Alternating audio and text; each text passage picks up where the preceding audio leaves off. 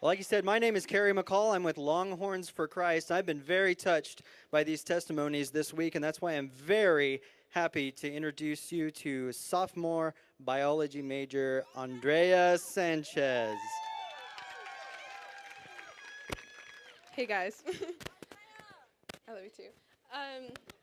So there was, I guess I'll start off by saying there's three parts in my life that were really big chains through like my whole life. And the first one was ever since I was 5 years old, the seeds of sexuality really came in through my cousin, which touched me for a few years until I was 12, and that pretty much carried on until not college, until my last relationship in high school. But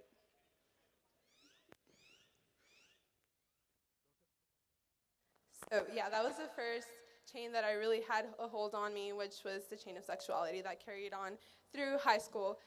The second one was my dad's alcoholism really broke my family apart, and that led me to really become ashamed of my family and where I came from and myself, really. I had a lot of resent towards my father, and I just didn't like associating myself with my family because of just all the stuff that he would do to myself and my family. And the last one was when I came to college, I really started building self-image issues. So I started throwing up, and like a lot of people don't know that, but I did, and that was kind of hard to go around.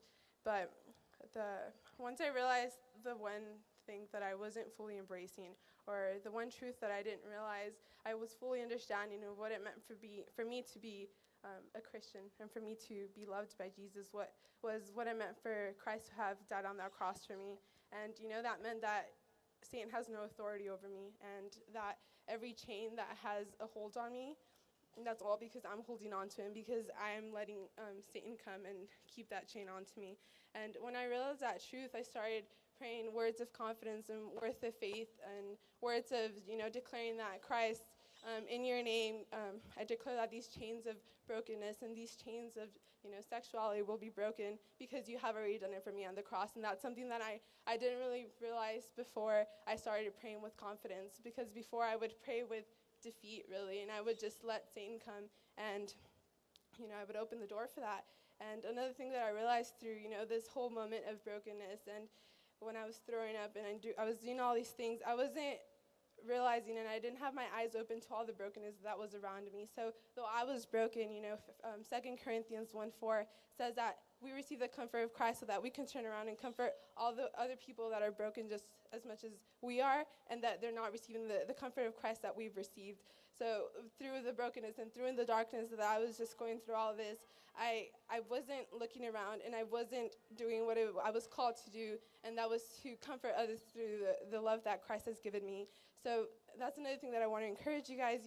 You might be really, in a dark place or really broken, but God has a hand on your shoulder already. He says, you're mine. And Christ did at the cross for you already. And Satan has no authority over you, because you're more than conquered through Christ who loved you. So hold on to that truth and turn around, and with the love of God and with the love that Christ has given you, comfort all those other people who are broken just as much as you possibly are, or even more.